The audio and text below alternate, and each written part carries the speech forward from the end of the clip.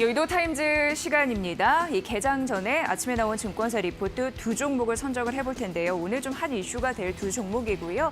이 부분이 소송 불확실성에 어느 정도 완화가 됐기 때문에 앞으로 투자 의견 이런 부분에서 좀 참고해볼 사항이 있어서 골라봤습니다. 첫 번째 종목 가보도록 할게요. 자, 오늘 오래간만에 대한항공을 얘기를 해드리도록 하겠습니다. 대한항공 이제 소송 이슈 이런 부분이 결과가 나타났는데 이 부분이 중요하기 때문에 쭉 읽어드리면요.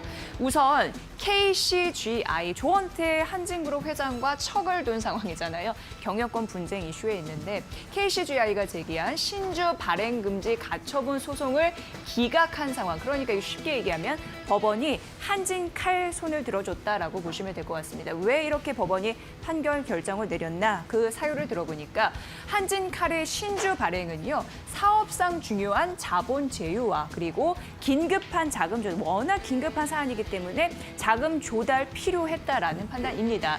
그리고 자금 조달 방안에 대해서 현저히 부당하거나 불합리하지 않다라고 판결을 한 거고요.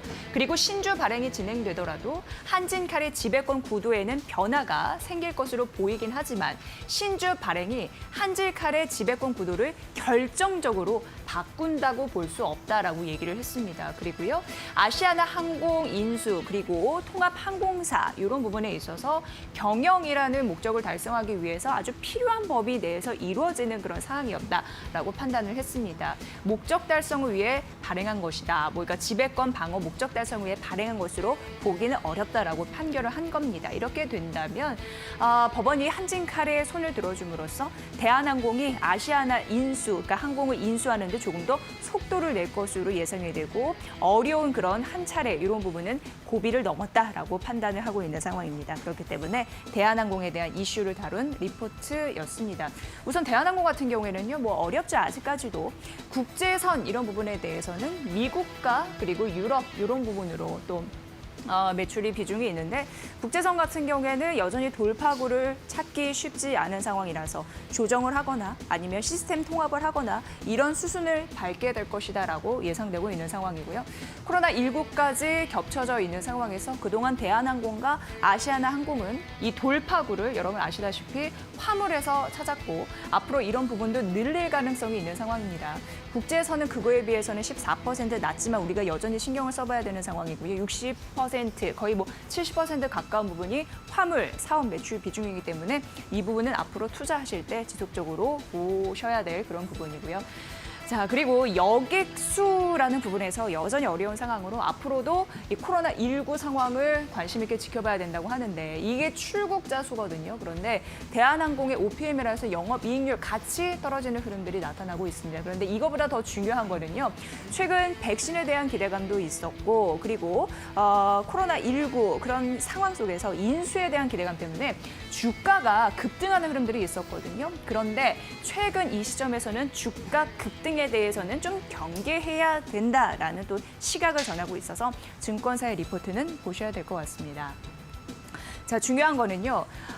물론 이게 통합 항공사가 출범이 되면요. 프리미엄 이런 부분이 부과가 됩니다. 그래서 투자 심리에는 긍정적으로 작용할 가능성이 있는데 대규모 신주 발행 나오잖아요. 그러면은 권리 락이나 희석 효과 그리고 오버행 이런 부분을 감안해야 되니까 이런 부분에서는 주가 급등은 사실상 좀 경계를 해야 된다라고 얘기를 했습니다. 하지만 투자 의견 시장 수익률 유지라고 얘기를 했고요. 또 매수 유지 이런 부분 좀 얘기를 했고 목표 주가도 23,000원을 유지했습니다. 이런 흐름에서 크게 투자 포인트가 변하지 않았다라는 게 핵심일 것 같습니다. 이 부분도 여러분 잘 챙겨보시면 될 것 같고요.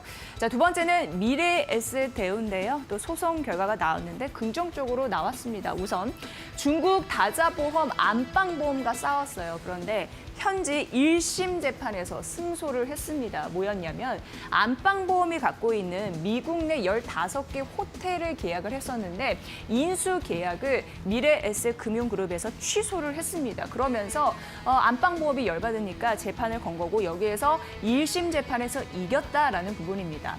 왜 타당했냐 이런 부분도 말씀드릴 텐데 우선 7천억 원 인수계약금 7천억 원인데 미래에셋대우에서 약 5천억 원 정도죠. 반환 여부 가 쟁점이었고 이거를 이제 반환이 될 것으로 예상이 됩니다. 그러니까 계약금 약 5천억 원을 돌려받을 것으로 예상됩니다.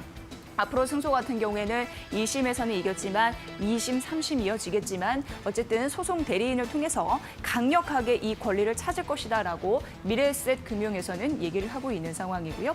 권원보험 같은 게 있어요. 부동산 등 이런 권리를 주장할 수 있는 그런 부분인데 그 계약 부실 이런 부분, 인수계약 파기에 대해서 합리성이 이미 인정이 됐기 때문에 추후 판결 내용이 크게 변동될 가능성은 없어서 1심에서 이겼기 때문에 앞으로 이런 불확실성은 완화가 됐다라고 시장에서는 판단이 될 거라고 합니다. 이런 부분 보시고요.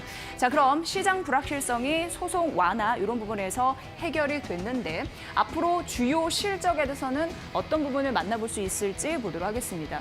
이게 이제 봐야 되는 게 중요한 게 지배주주 순이익 이 부분인데요. 이게 이제 0 하나씩 더 붙이면 된다고 보여지고요. 올해 같은 경우에는 지배주주 순이익이 7,551억 원이라고 보시면 될 것 같습니다. 이 순이익이 이 정도 나타날 것으로 예상되는데 다시 한번 정리를 해드리면 올해 7,551억 원의 지배주주 순이익이 나올 것으로 예상되는데 이게 전년 동기 대비해서 14% 증가한 그런 수치이거든요. 이 부분으로 또 긍정적인 매수세가 나타날 가능성이 있네요. 이 부분도 참고해 보시면 될 것 같습니다.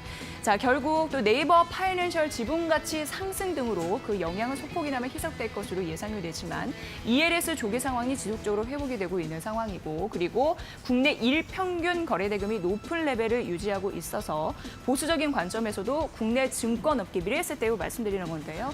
연간 세전이 1조 원을 충분히 달성할 수 있을 것으로 추정된다라고 하면서 실적에 대한 기대감이 있다라고 판단됐습니다. 이 부분 챙겨보시죠. 결국 소송 불확실성 플러스 실적에 대한 기대감 이런 부분이 있기 때문에 목표 주가를 상향했습니다. 12,000원으로 올려잡았으니까 이 부분도 잘 고려해 보시면 될 것 같습니다. 자, 소송 불확실성의 해소가 되고 있는 미래에셋 대우와 그리고 대한항공 이슈까지 투자 의견 말씀드렸습니다. 여의도 타임즈 시간이었습니다.